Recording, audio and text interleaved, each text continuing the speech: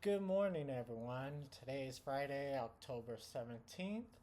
Welcome to Disability 128 Podcast. I'm your host, Sean Ferguson.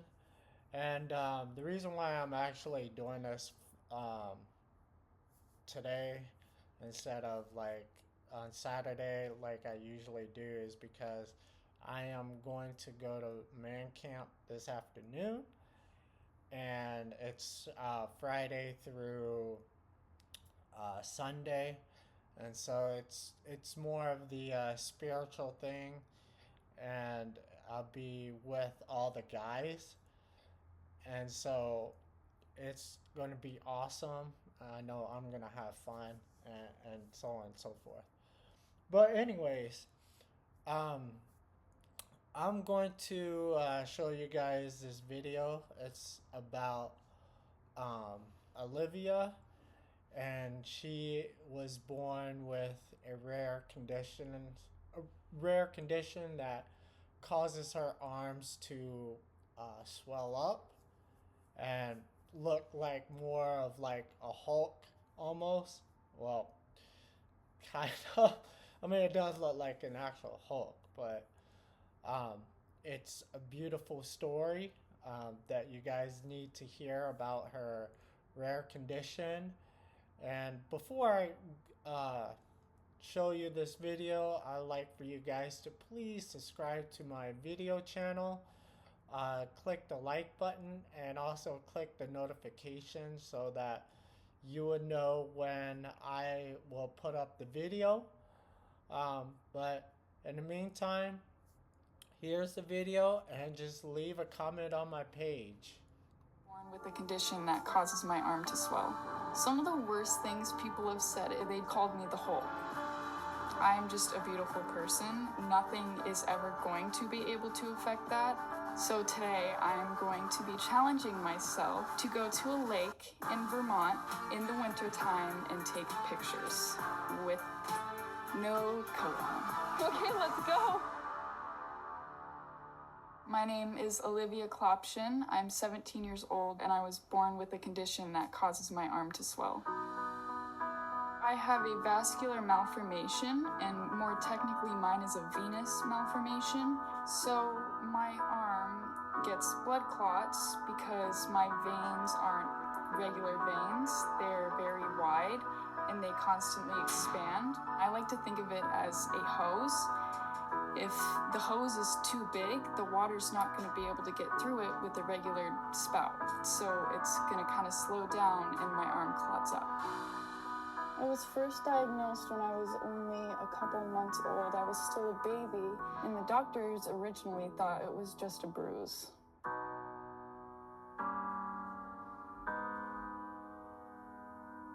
When Olivia was first diagnosed, it was very frightening. We had this little tiny child and had no idea really what was wrong with her. Some of the worst things people have said, it's mostly been online. I think I was 12 and somebody messaged me who I went to school with. Out of pure anger, they just called me the Hulk. It was the Hulky, you look like Hulky, and I back then was very hurt by it because I'd never been called anything like that. I'd never compared myself to anything like that.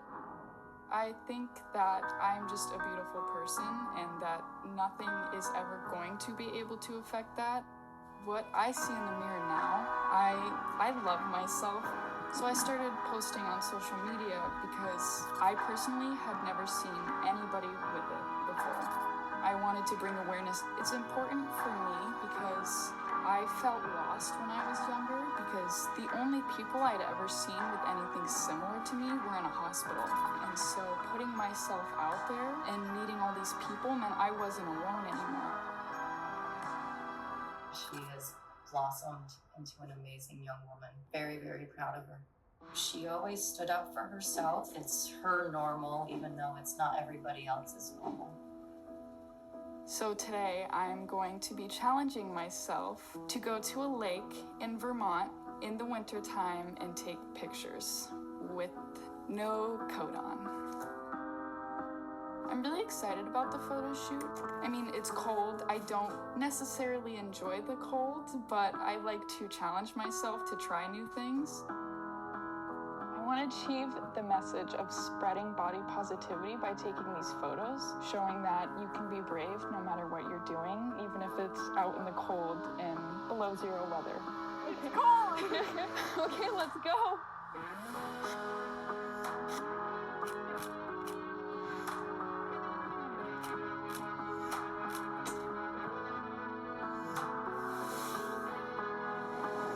So that was a really awesome experience. I've never done anything like that. It was super exciting.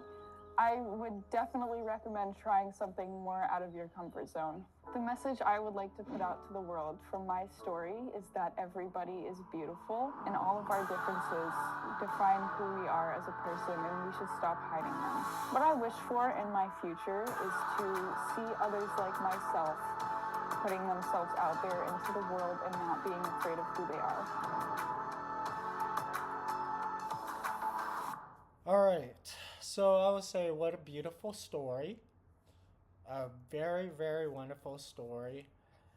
And hopefully my beautiful wife won't kill me for this. But as you know, she is a very beautiful young lady. I know she is 17 years old.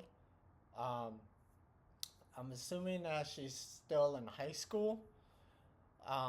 But I would say it's a beautiful story, hearing about her. And she has a lot of things going for her. And I'm pretty sure that she's going to be very successful in her life.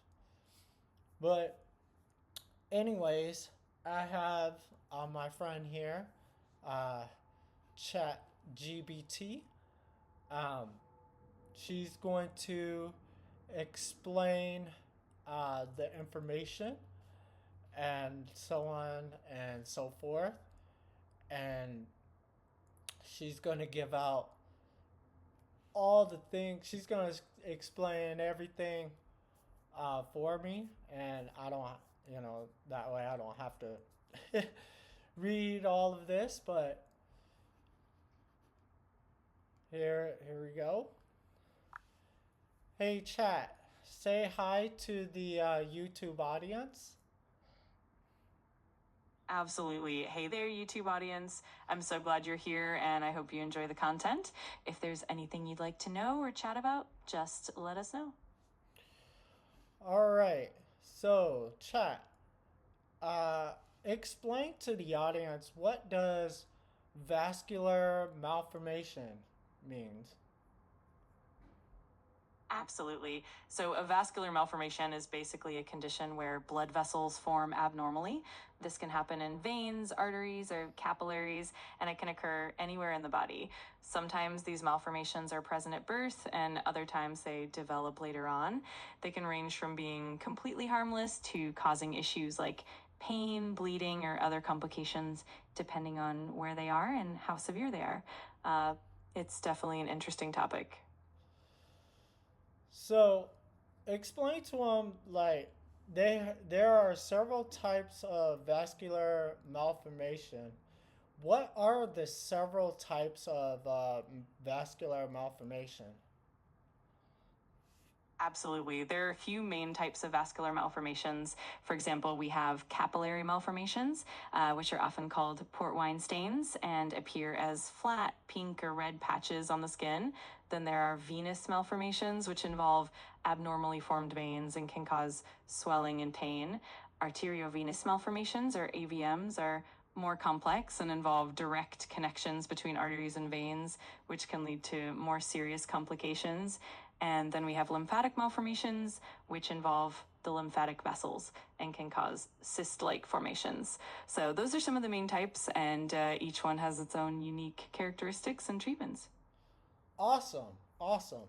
So just tell the audience, what does arteriovenous malformation means? Absolutely. So, an arteriovenous malformation, or AVM, is a condition where there's an abnormal connection between arteries and veins. Normally, blood flows from arteries into capillaries and then into veins, but in an AVM, that normal capillary network is bypassed. This leads to blood flowing directly from arteries into veins, and that can cause increased pressure and sometimes enlargement of the vessels. AVMs can occur in various parts of the body, including the brain, spine, and other organs. They can potentially lead to complications like bleeding, pain, or neurological issues, depending on where they are. It's definitely something that requires careful medical evaluation and sometimes treatment. Awesome. Also, explain what capillary malformation means. Of course. So, a capillary malformation is basically an abnormal cluster of small blood vessels, and it usually appears as a flat, discolored patch on the skin. These are often known as port wine stains, and they can range in color from pink to red to purple. They're typically present at birth and can grow or darken over time. While capillary malformations are usually harmless, they can sometimes be associated with other conditions, and in some cases, they might require treatment for cosmetic reason. They're if they cause any discomfort, but often they're just a cosmetic concern. Awesome. Explain to I know there's two more. Just explain to what venous malformation means. Absolutely. So, a venous malformation involves abnormally formed veins. These malformations typically cause the veins to be enlarged and sometimes tangled, leading to a slow flow of blood. They can cause swelling, discomfort, and sometimes even pain, especially when they're located in the limbs.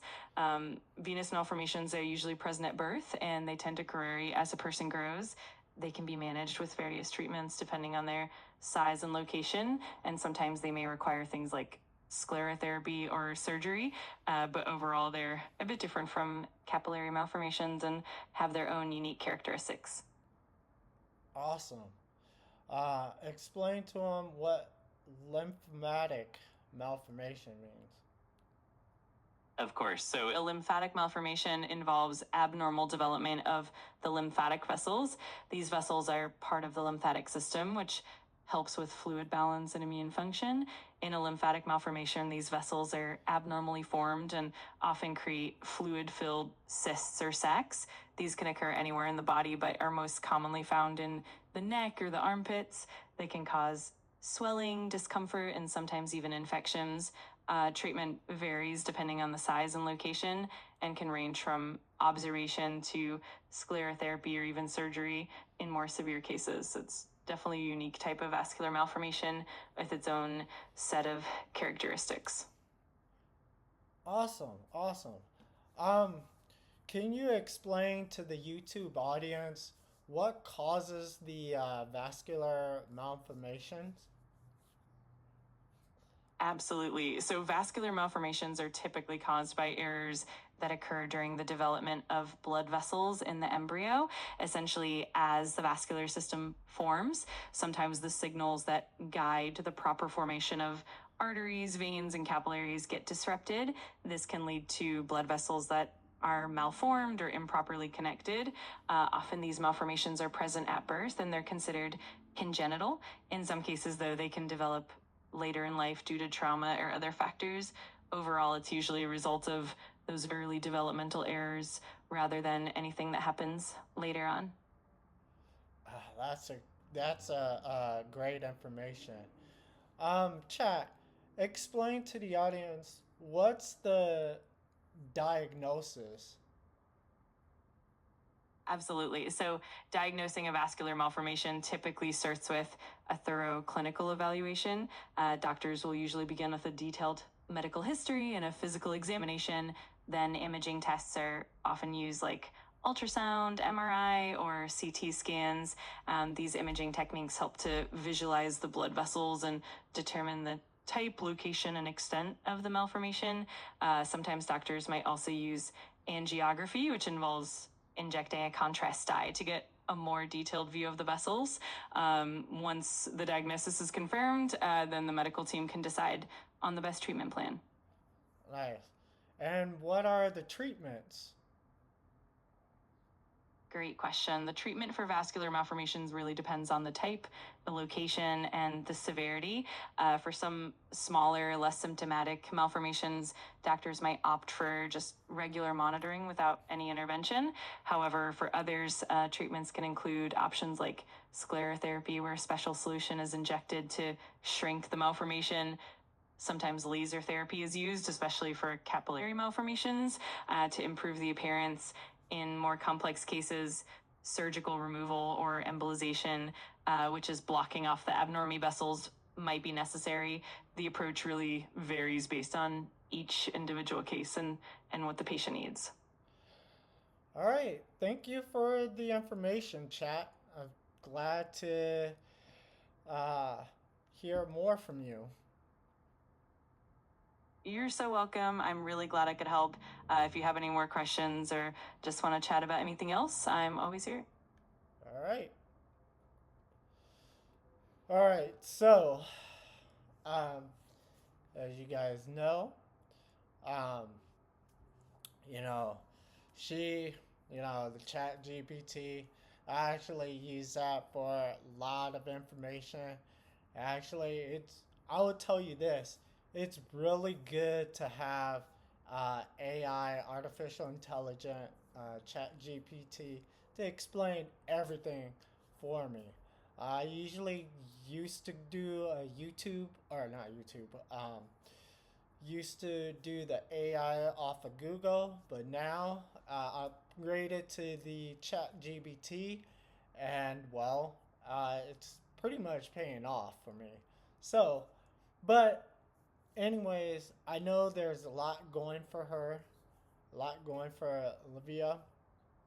I know she was born with vascular malformation, and it's of course it affects the veins on her left arm. The veins on her arm are unusually wide and constantly expand, causing the blood to clot. Sometimes I would say it could be painful. Um, it's it's like a hose. Um, if the hose is too big, the water is not going to be able to get through. And of course, with the regular spout, so it's going to slow down and get clots, and it expands and swells up on her arm. you know.